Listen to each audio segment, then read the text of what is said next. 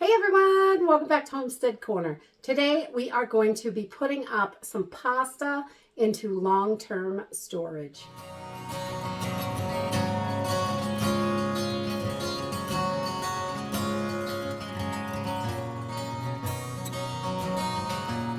was able to pick up some pasta for 50 cents a box, 50 cents a pound at one of our local grocery stores. They had them in the clearance bin, and I try to never let clearances go to waste. I don't want to pass them up. I want to get as much as I can.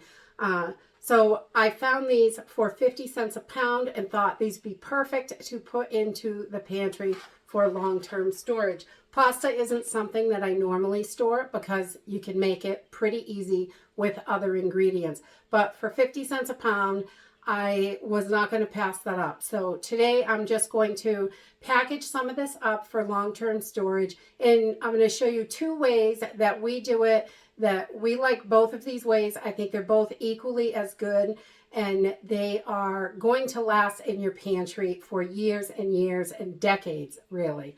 They're just going to last. So let's go ahead and get started. So the first thing that we do when we get our pasta, because any of your dry goods can have eggs on them that can hatch larvae, and you can have a mess in the pantry. So the first thing I always do is I take my pasta and I just chuck it in the freezer for about 3 days. I let it sit in there, 2 to 3 days. And I just let it sit in there in the freezer so it gets frozen all the way through. And then I take it out and just plop it down somewhere and let it come to room temperature all on its own. Usually 2 to 3 days, sometimes a week, because I don't always get to it as quick as I'd like to. So today I'm going to show you two ways that we store for long-term storage.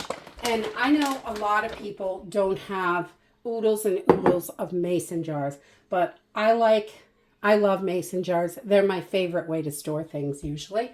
So, but this is super simple and easy. After this has gone through my freezer process, it's gone through my de-thaw process, then it's ready to go. And this is really the simplest.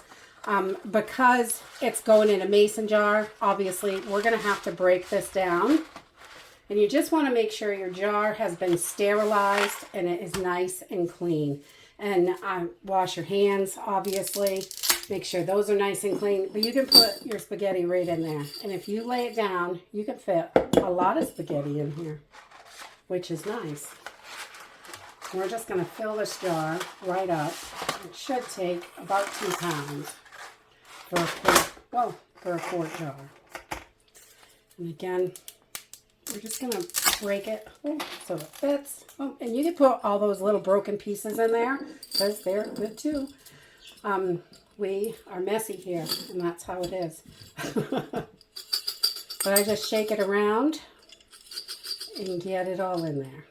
So we got about 1.75 pounds in this jar, just about 2 pounds, not quite. And we got this nice and full, so it's packed in there. And then I just want to make sure there's a little space on top for my oxygen absorbers. And these are 100 cc's. So I'm going to put 2 in here in this mason jar, just so they will make sure that this jar seals. And I just keep these in a mason jar, and that will suck the seal right down. And the same thing on this one. You want to make sure your rim is nice and clean, there's no debris, so you get a good seal. And then just crank this right down, and within 24 hours you'll notice that this lid is sucked right down, and your food, your pasta, is going to last in here for decades, literally 20, 30 years, no problem. No air can get to it. Nothing can hatch on it. It's going to be just fine. So you'll have nice pasta in your food storage for decades. And the second way I store pasta for long-term storage is with just some Mylar bags. And these are the Wallabies, the black bags. A lot of times their black bags go on sale and they are cheaper than the silver bags. And to me, I don't care about color. It really does not matter.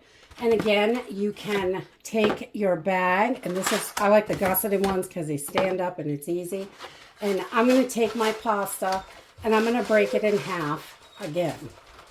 Just to get it in there, we're just going to break it right in half and lay it right down in the bottom of the bag. Just simple and easy.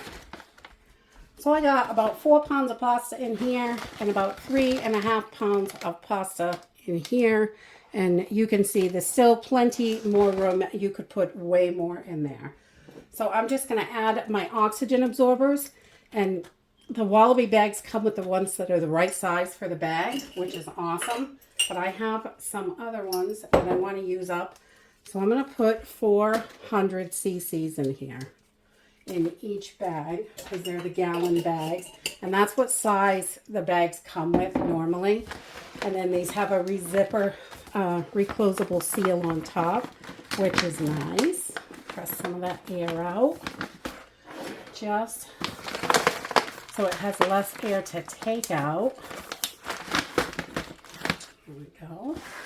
And the same with this one. I'm going to press some of that air out. And that way they are ready to go.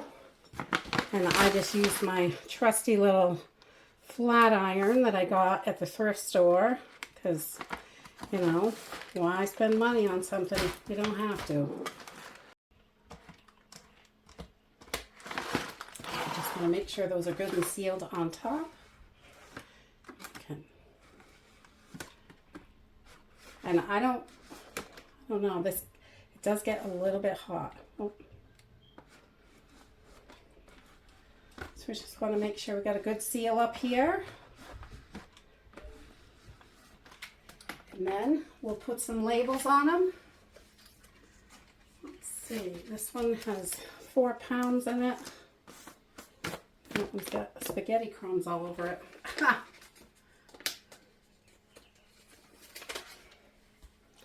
And this one has 3.5.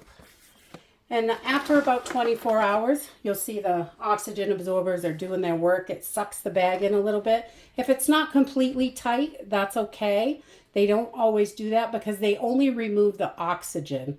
They do not remove the rest of the air. So I try to press as much air out as I can and then add the oxygen absorbers. Sometimes they are packed solid like a brick, and other times they are not. And that is okay either way. And that is it for packing up your pasta for long-term storage. You can do any pasta this way. Some of your sharp edge noodles, you want to be careful in these bags because they will poke a hole. We put them inside another bag first, a paper bag or a plastic bag. But spaghetti noodles are pretty good because they're straight, they're not too pointy, and they usually don't poke holes in the bag, which is nice. And you can store a lot more pasta of spaghetti than you can the other shapes of noodles. So those are the ones that if I'm going to store it long term, I'm going to store spaghetti because it's the most bang for my buck in the storage. And that's it. It's really simple and easy. So get those pantries full. Now's the time. If it isn't full, it needs to be. And that's it for today. Bye.